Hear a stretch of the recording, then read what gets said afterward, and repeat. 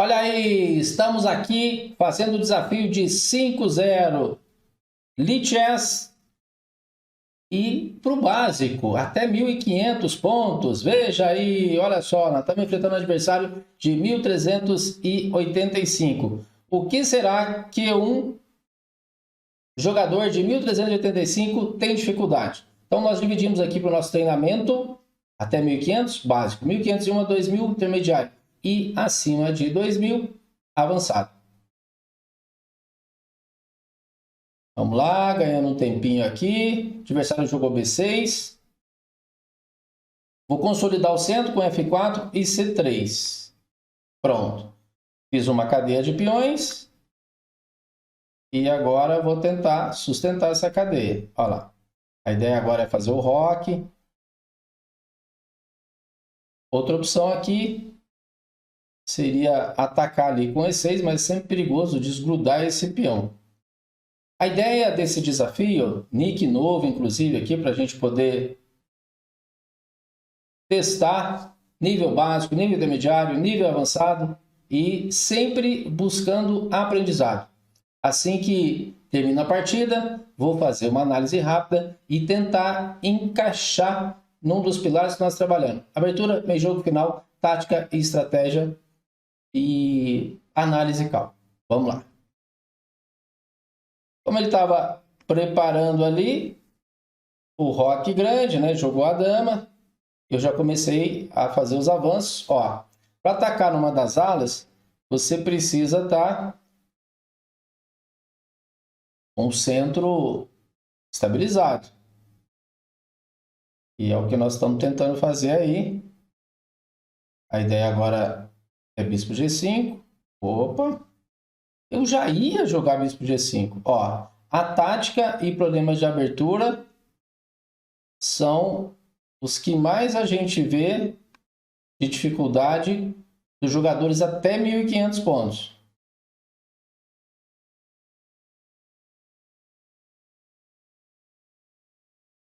Vamos proteger aqui, já dobrar. Então, vamos ver se esse jogador, o Igor Sibir, 1385, se ele se enquadra nesse perfil que nós temos aqui dos alunos.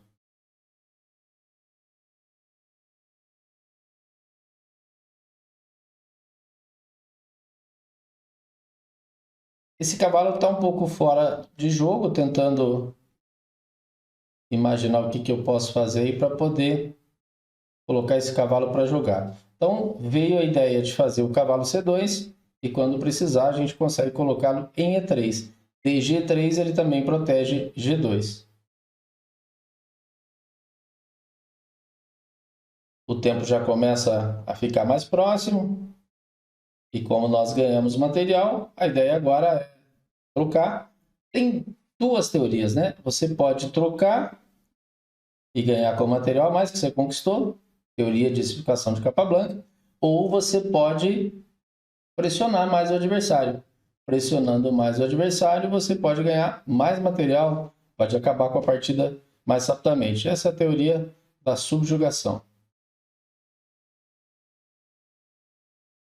Ó, já deu a chance de a gente colocar o cavalo em G5, criou-se uma casa fraca, ameacei cavalo toma, E6, ameacei torre lá, ó. Geramos aí um monte de ameaças.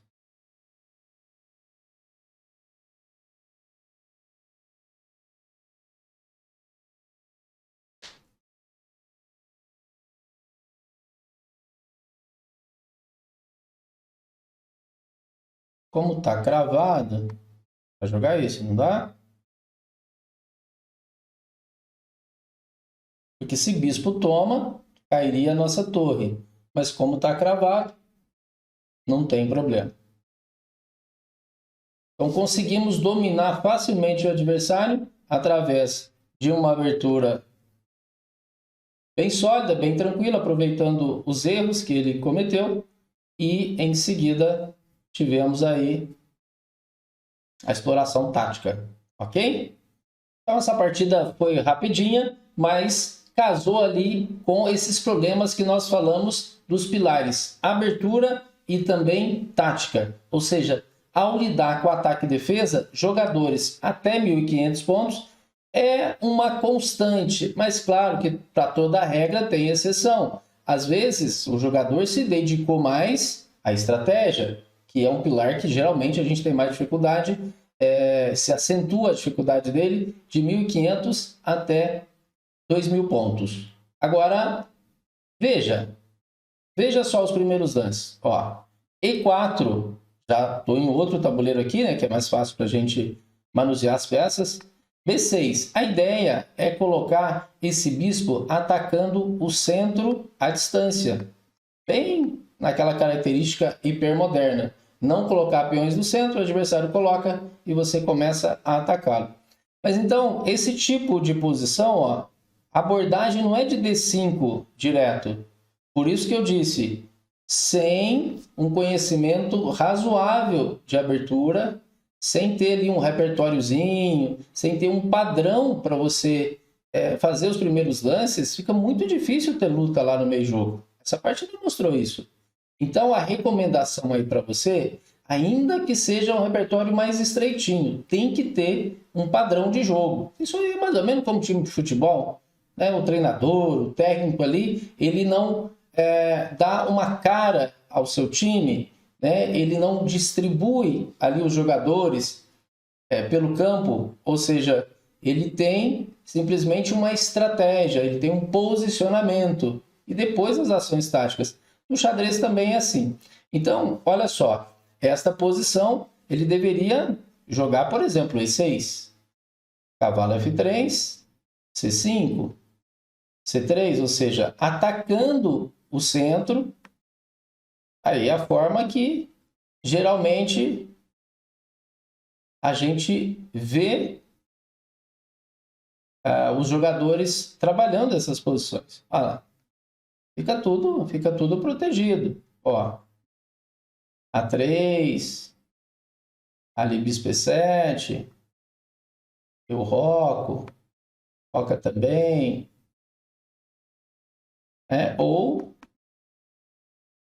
posições, por exemplo, em que você atrasa esse peão. Então, dama E2, cavalo C6, A3, não toma e joga cavalo B4. Aí as pretas fazem, por exemplo, bispo E7. Esse E5 não adianta, porque ele entra em D5. Roca também. Cavalo D2. As pretas poderiam jogar lá cavalo A5, né, para poder ficar sempre aqui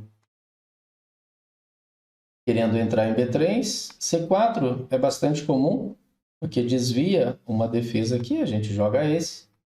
Aí dama C7, cavalo F1, cavalo B3, bispo toma.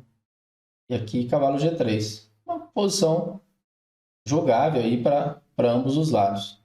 Então, veja, toda vez que você for estudar uma abertura, você tem que ter o posicionamento prévio já. Olha, contra esse B6, onde eu vou posicionar minhas peças? Então, a posição ideal, ó, 2 peões no centro, que o adversário deixa a gente colocar esses peões no centro, com uma proteção aqui. E os cavalos? Bom, os cavalos, um cavalo aqui, o bispo vai ficar nessa casa, o bispo D3, dama E2, está vendo? Estou fazendo uma ação ali pelo centro. Vamos completar com os peões.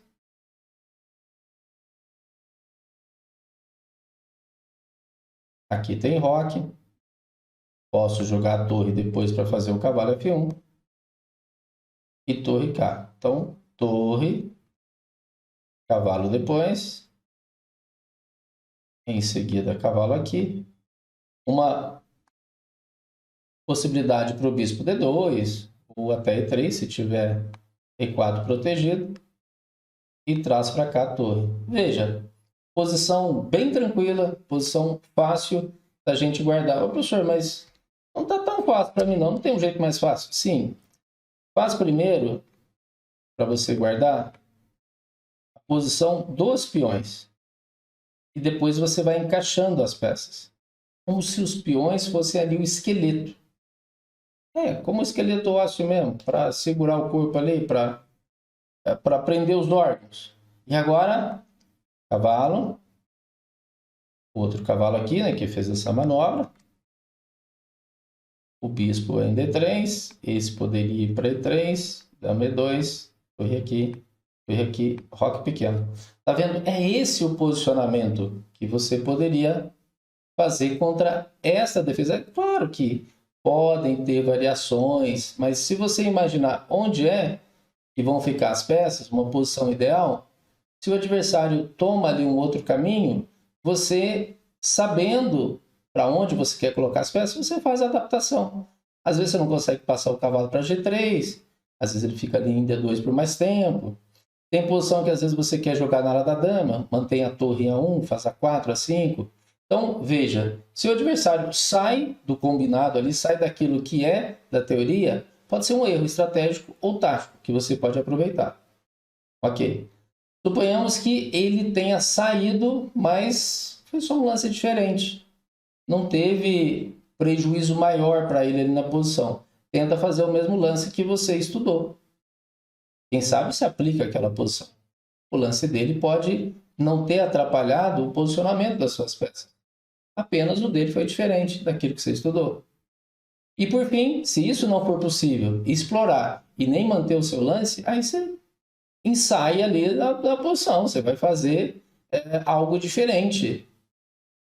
Mas, nesse momento, não faça nada arriscado. Nesse momento é a hora de você fazer jogada segura, depois você vai pesquisar aí com o seu professor, você vai pegar no banco de dados, vai pegar num livro específico, e com isso, cada vez mais, você vai desenvolvendo ali o seu repertório de aberturas, chegando no meio jogo com mais facilidade. Então, ficou patente aí, como a gente trabalha aqui com os alunos, são grupos de alunos. Então, básico, até 1.500 pontos. Isso mesmo fazendo treinamento VIP, treinamento individual. A gente encaixa porque naquele grupo é um determinado tipo de conteúdo que o aluno está precisando. Naquele grupo de alunos, não que ele vá estudar com o grupo, mas um grupo até 1.500 pontos, nível básico. Até 2.000, nível intermediário, mais estratégia, mais final. E acima de 2.000, conhecimento mais profundo de meio jogo e de análise e cálculo. Continue acompanhando aqui o Clube Xadrez Online nesses desafios aí da prática, para a gente ganhar força prática e, através dessa prática, desenvolver o método 6 pilares. Por isso que esse nick que eu criei aqui para esses vídeos chama método 6Ps, método 6 pilares, que é o que eu trabalho com os alunos. Até nosso próximo vídeo. Valeu, obrigado.